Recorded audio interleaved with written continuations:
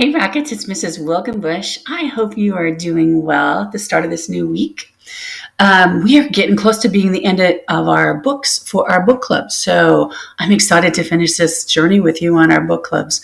Today we're doing Masterminds by Gordon Korman. We are starting on chapter 24. Eli Frieden is our narrator for this chapter. So here we go. It's easy to slip out of the park. Everybody's eyes are on the fireworks. Malik and I dart into the trees and pause for a moment to make sure we're not being followed. We haven't got much time to waste, though. I have it on the highest authority, Dad's, that this year's Serenity Day extravaganza will last exactly 23 minutes. Clear, whispers Malik, and we're off. In some bushes at the corner of the park, we stashed the closest thing we could get to a demolition tools, a shovel from Dr. Ruder's backyard shed.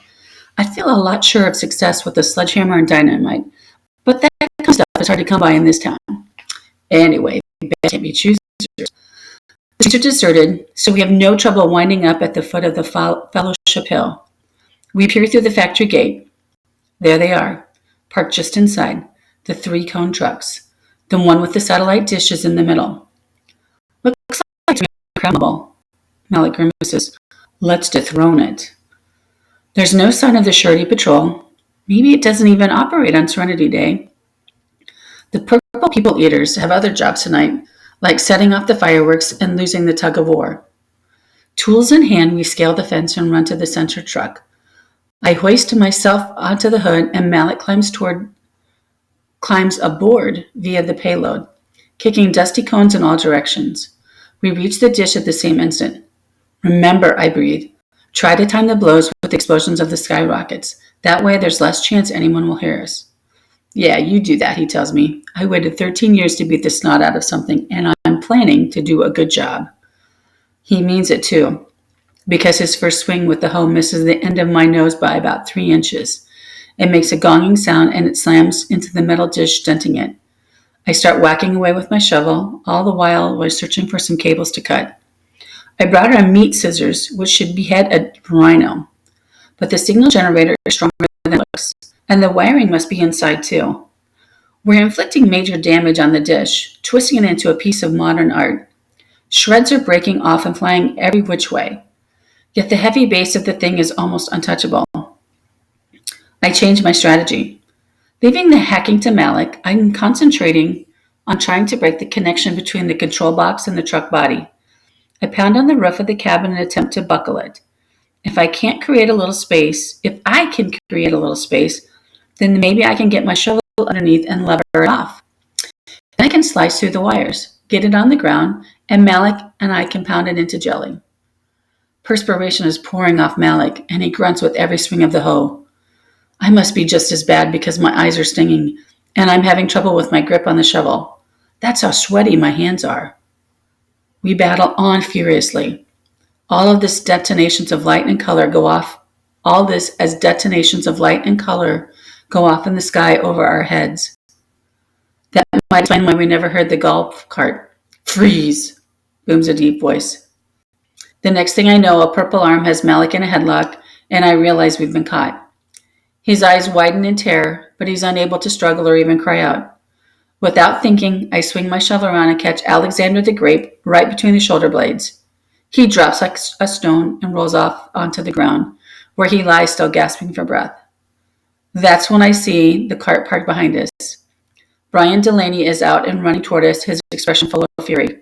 Hang on, I yell at Malik, who is dazed but unhurt. And just like I know what I'm doing, I abandon the shovel and vault into the cab of the truck. There's no key in the ignition, but I flip on the sun visor and the key falls into my lap. I jam it into a slot and twist.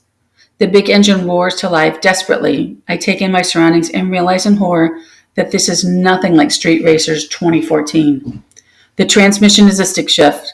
I've read about those in books, but since Dad's Lexus is an automatic, I never bothered to research how to drive one. I give it some gas, forcing the handle into the slot marked 1. There's an awful screech and the truck shudders, but doesn't go anywhere. The clutch, hollers Malik. Use the clutch. I'm clutching it as hard as I can, I shout back. It's the pedal to the left of the brake. Clearly, Malik has a more realistic video game than mine. I press down on the clutch and reshift, and this time the truck begins to crawl out from between its brothers. There's a thump as Brian jumps on the running board, and indigo-sleeved arm reaches in for me. The hand grabs my hair. It hurts, but it gives me time to roll up the window, catching him just below the elbow. Out of the corner of my eye, I see the hoe handle come around and whack him on the side of the head. His body stiffens, and I lower the window just enough to allow him to fall. Go, go, go. Get in the truck with me, I shot back. I can't, I'm busy. I can still hear him hacking in the dish on the roof. He's right. All of this is for nothing if we can't knock out the barrier. The cone truck plows through the metal gate, leaving a snarl of broken and twisted chain behind it. I wheeled onto the Fellowship Avenue and shifted a second for going up the hill. There's another screech. For an awful moment, the motor begins to cough and sputter. Don't stall, please don't stall, I beg silently. In the rearview mirror, I see the golf cart with the two leaders working its way through the ruined gate. They make a turn into Fellowship and start after us.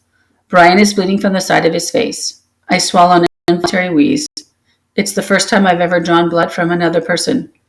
Sorry, Mrs. Delaney. Drive! Howls Malik in between loud blows. It hits me in a stab of panic that if the engine dies, I have no idea how to get it started again. It's putting dangerously slow, and then it catches with a smooth, healthy sound. We crest the hill, and I head for the park, ignoring stop signs. The fireworks display is still going on, which means we're not too late. The golf cart is just fast enough to keep pace, or maybe I'm slow enough to keep pace with it. The truck can do better, but not in the scare, and I don't dare shift into third. I come prepared before, and I'm not taking that risk again. The park is dead ahead on the left. I see them, Malik calls from the roof. I do too. Hector and the girls by the mayor's parking spot where Dad left the Lexus. The surveillance camera that monitors the town is parked at their feet in several pieces. Tori's job. They're waiting for Malik and me to come running back so we can pile into the car and take off. Now, though we're in the truck, not on foot. And with two purples chasing us, there's no time to switch vehicles. At the side of the factory truck, the three of them try to melt in the shadows. It's us, you morons, Malik stage whispers. Get on now. Change of plan. We're not stopping. The instruction bewilders them at first, even after they see who's driving. Then they spot the golf cart coming up behind us, and they're spurred into action. Hector and Amber climb onto the back, joining Malik among the cones. Tori jumps in the cab with me. In the sky above, 7 big rockets splay out in a cascade of red, white, and blue. It's the beginning of the grand finale. Our 23 minutes are almost up. Can't this thing go any faster? Tori asks anxiously. Mentally crossing my fingers, toes, and heart, I depress the clutch and shift into third. There's a bit of a screech, but the truck bucks once, but the engine is running smoothly and we take off. I stomp on the gas and we surge ahead. The golf cart grows smaller in the mirror as the speedometer climbs past 20, 30, even 40. Cheering comes from the back of the truck. Hector and Amber are celebrating our leaving the petroleum dust. They'll never catch us now, Amber exults. But it'll be pretty short-lived victory if we haven't taken out the barrier. The cab resonates with the crack of Malik's hoe against the dish. He's thinking what I'm thinking. The signal generator's broken and bent, not to mention beaten to a pulp, but we haven't been able to get to the guts. Our only hope is the damage to the outside is enough to mess up the works. I take a turn onto Old County 6 so fast that I send 4 or 5 orange cones flying at the payload, skittering across the grass. Slow down, howls Hector. I can't hang on. Slow down, Malik barks. Speed up. That we definitely are. The speedometer is inching past 60, and I'm starting to feel a little more control behind the wheel. The now leaving Serenity sign is upon us and past us almost before we think to look for it. Town is gone except for a few sparks from the end of the fireworks, and it's only a matter of time before it begins to sink into that. So we are good. So far, so good, says Tori in a small voice. I'm good too. Actually, I ache all over, but that's the tension in my arms and shoulders from hanging onto this big wheel. I don't dare take my eyes off the road, but I'm pretty sure we're getting to the point where the barrier would start acting on us if the barrier is still in operation. A whim from Amber reaches me through the open window, and by the time I process what that might be, I feel it too. The nauseated stomach, the pain, the pressure in my head. Oh no, the barrier is still there. The onset is sudden and overwhelming, a blind, searing agony that grips our entire bodies, blotting out everything else. It's our speed, I think, struggling to maintain control of the truck. We're not on our bikes this time. We're blasting into the heart of the barrier at 60 miles per hour. Tori is half out of her seat, doubled over and retching. Above me, I hear Malik furiously hacking at the dish in a last-ditch effort to destroy it before it destroys us. Hector is screaming. Amber is moaning. It's a nightmare moment of total chaos. But even worse than our suffering is the crushing reality that we've lost. The choice we face is grim in the extreme. We can turn around and be dragged back to the rest of our lives as prisoners and lab rats. Or we can go forward and die. Total failure. We're in such a hurry to get Malik out of town by Serenity Day that we patched together a plan without really thinking it through. How could we be so crazy as to believe that we can knock out a sophisticated high-tech berry with gardening tools? Even now, through the waves of nausea and torture, I hear the whack, whack, whack of Malik, relentlessly pummeling the dish, never giving up, although the hoe in his hand is inadequate to get the job done. He fights valiantly on. The hoe may be puny, but it's the only weapon we've got. All at once, though the fog's coming down over my eyes, it dawns on me that we have another weapon. We have a speeding truck. I scream at Tori, "Get me an orange cone." She's so lost in her misery that it takes a few seconds before she realizes I'm talking to her. I scream again, "A cone, now!" Moving like a 90-year-old, she eases her upper body out the window. There's some shouted conversation over the engine noise, and when she comes back into the cab, she's holding a traffic cone. I take it and scan the road ahead in the high beams. To my right is a deepening valley, and to the left, desert pines announce the edge of the Carson National Forest. Get ready to jump, I tell Tori. Jump, why? There's time for explanation, because up ahead the light illuminates exactly what I was looking for. A weather-beaten sign warns of a sharp left turn directly ahead. Just beyond it, a white line of white-painted wooden posts follow the curve of the road. I grab the cone and jam it into the gas pedal, wedging it against the front of my seat. The truck surges forward and the speedometer leaping past 70. Now! I bark at Tori. With a terrified cry, she throws open the passenger door and hurls herself out. I try to make sure that she's clear of the giant trees, but she's already far behind, and whatever happened, happened. Still keeping one hand on the wheel, I open my door and step out on the running board. Jump! I howl at the three in the payload. Do it now! At this speed, the simple act of dropping from a truck is like being hurtled violently backward. I count 2 jumpers, not 3. The smallest figure is still there. Hector, frozen in fear, hanging onto the mesh gate at the rear. Hector, jump! I can't be sure if he goes or not, because at that instant, I'm out of time. The warning sign flashes past, the white painted post on the hurling toward me. Beyond them lies the drop into the valley. It's now or never. I fling myself into the night. I feel the pull of the slipstream as the truck barrels past me.